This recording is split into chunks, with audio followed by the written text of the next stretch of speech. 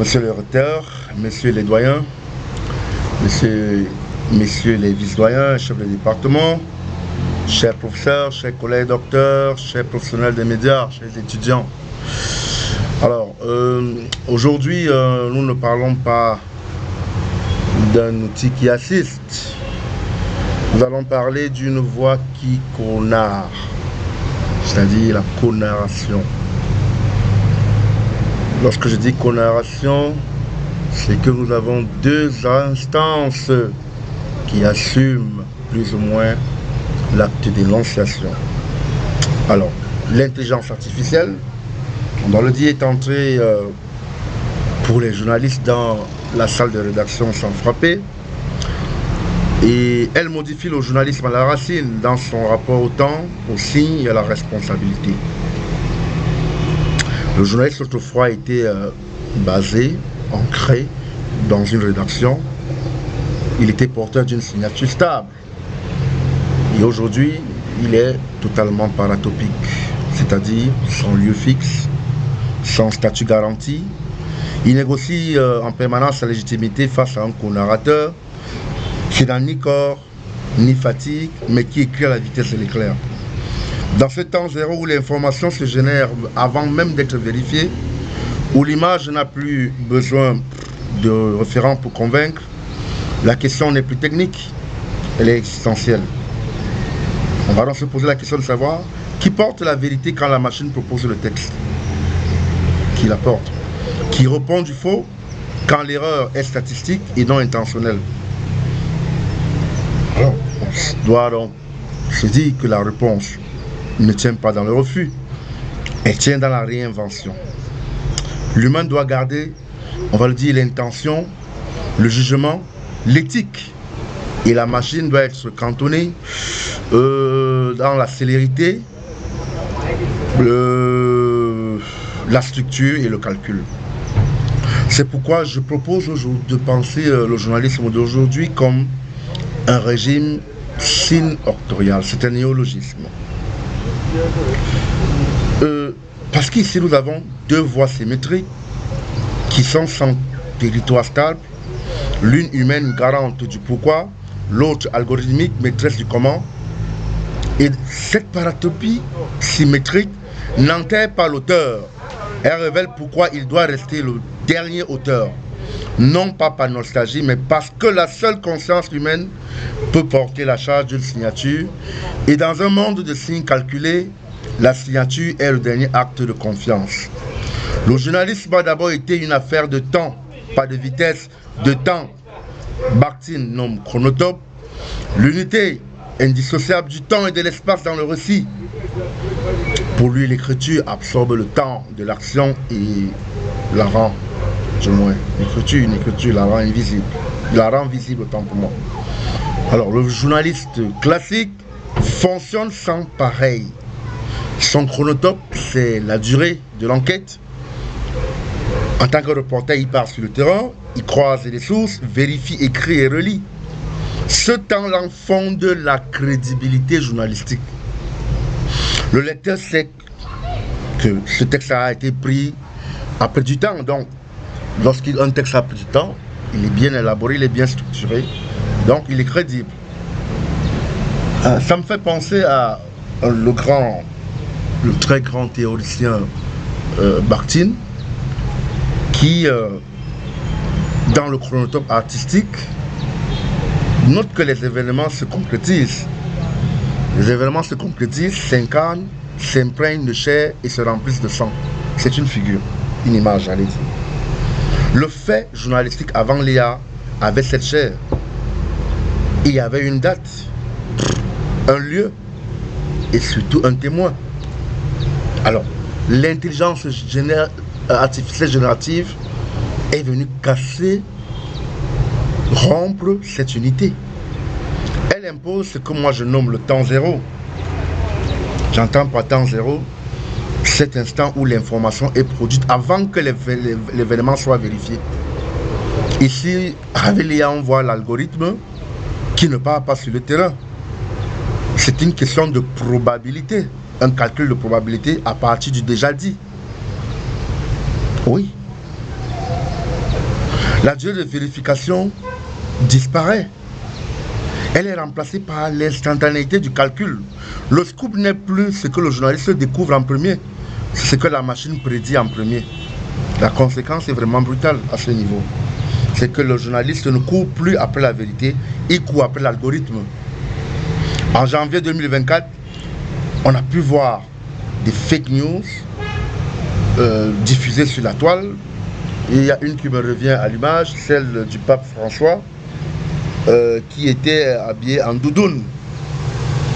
Une image, en doudoune blanche, une image qui a circulé près de 48 heures, avant tout démenti, avec des millions de vues. La vérité a mis du temps à rattraper le faux. La machine a gagné du temps, l'humain a perdu la vérification. C'est exactement ce qu'un autre grand penseur qu'on appelle Paul Ricoeur redoutait. Pour lui, le temps devient humain dans la mesure où il est articulé de manière narrative. Or, avec l'IA, le temps n'est plus articulé, il est préempté. Le récit ne raconte plus ce qui a lieu. Il génère ce qui aurait pu avoir lieu. C'est donc ce basculement qui tue l'enquête. Pourquoi envoyer, on va s'interroger maintenant, pourquoi envoyer chez certains journalistes, pourquoi envoyer un reporter 3 jours s'il peut rédiger son papier en 30 secondes avec ChatGPT? Pourquoi payer un photographe si l'application MyJournal fabrique une image? On peut donc apprécier que l'économie des médias répond à la vitesse par la lenteur de la preuve. Le risque n'est pas que l'IA écrive mal. Le risque est qu'elle écrive si vite que l'humain n'ait plus le temps de douter. Et sans doute, il n'y a plus de journalisme, il n'y a que du flux. On doit donc retenir que le chronotope journalistique est effondré. Le temps d'enquête cède à l'instant algorithmique. Mais un récit sans temps est un récit sans chair. Or, si le temps vacille, la matière même du récit vacille. Le mot et l'image perdent leur ancrage. Pour comprendre l'ampleur du dégât, il faut maintenant interroger le signe, car quand le temps meurt, le signe devient calcul.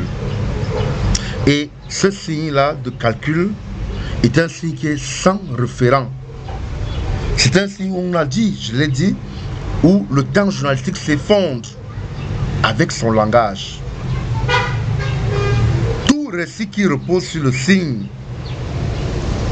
a une certaine fonctionnalité.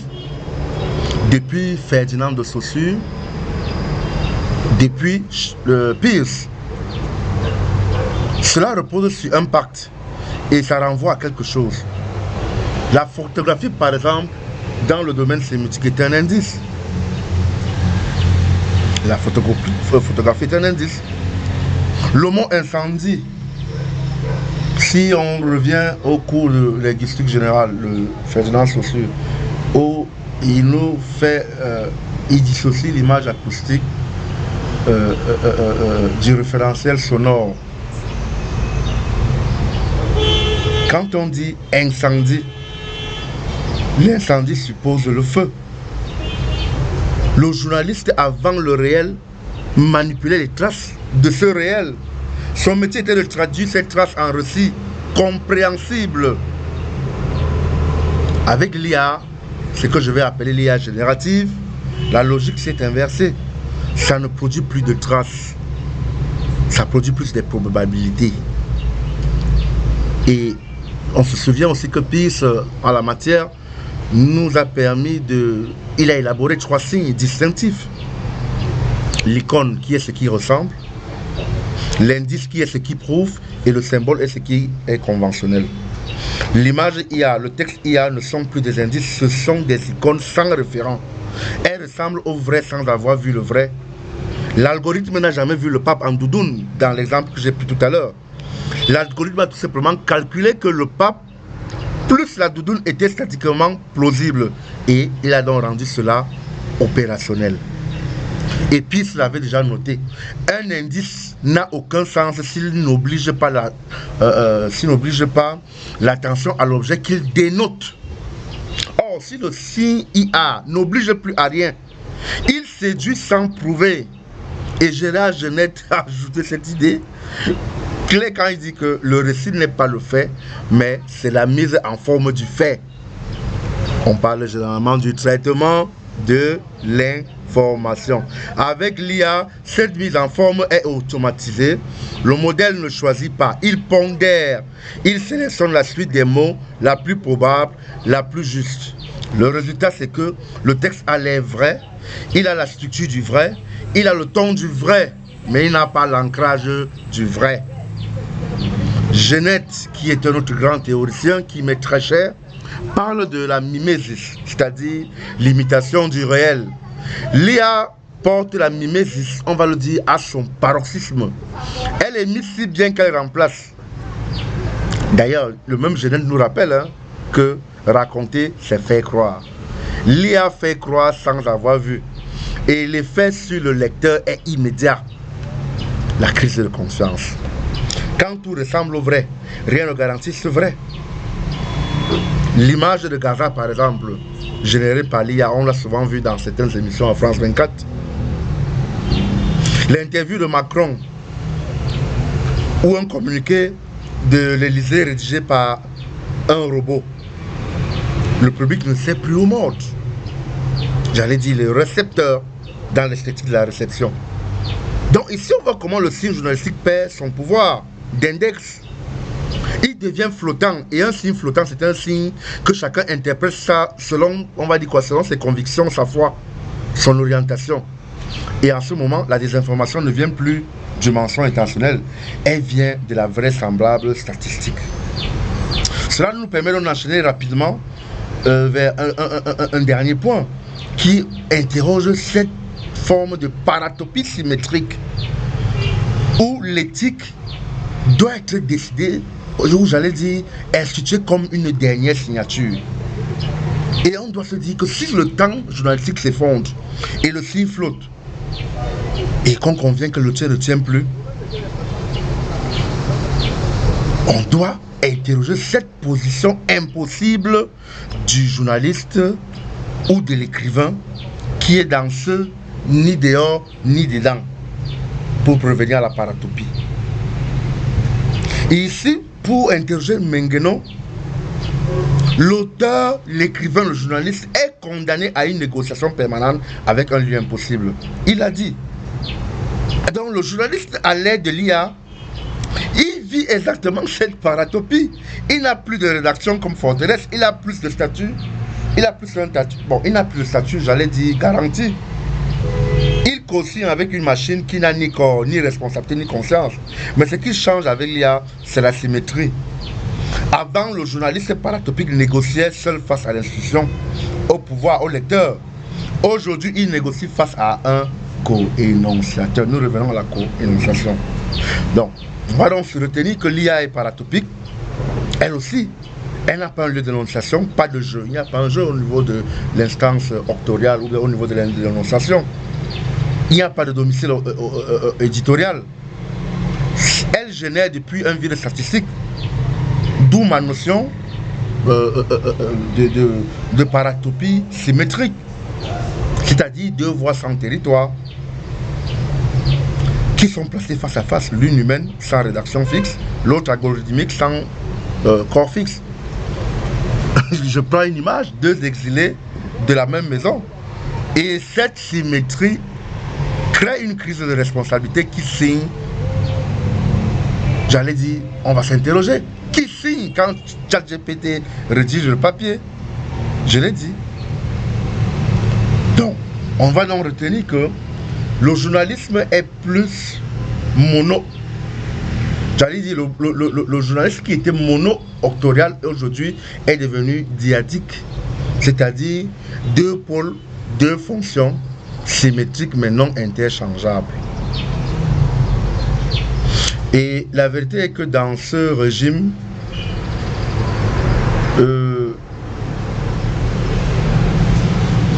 puisqu'on a parlé de diadique, il y a cette coénonciation qui est, j'allais dire, et j'allais vous poser la question, que pensez-vous donc dans ce fonctionnement ambivalent, qui devrait assumer cette dimension? qui devrait signer. Parce que nous savons que la signature, et dans ma proposition, c'est qu'elle doit être un acte éthique, pas technique. Signer, c'est dire j'assume ce texte malgré la machine. C'est le dernier lieu stable dans un monde de signes flottants. On ne doit pas arriver au niveau l'IA enterre les journalistes. J'allais dire les puristes. Mais elle doit révéler. Elle doit révéler que l'auteur reste le dernier énonciateur. Alors, je ne suis pas nostalgique, hein, mais je pense que par nécessité morale, dans un monde où on peut tout générer, je pense que seule la responsabilité humaine est fondamentale, est capitale. Alors, le journaliste paratopique, pour moi, survit ou bien va survivre s'il protège les trois piliers, le temps de vérifier malgré l'instant, l'ancrage éthique du signe malgré la probabilité et la charge de la signature malgré la symétrie. L'IA donc est co-narrateur, l'humain doit rester le dernier auteur. Alors, après avoir donc fait cette présentation, je voudrais vous dire merci pour votre patience, pour l'écoute. Et je pense que en matière de questions, s'il y en aura, le comité d'organisation sera assez diligent pour vous donner toute la fiche technique de cette présentation et avec une proposition théorique. Et je me suis permis de réorganiser le schéma de la communication en intégrant cette nouvelle dimension paratopique. Alors, je vais vous dire merci et bonne suite des travaux. Et à très bientôt. À très bientôt. Merci, merci.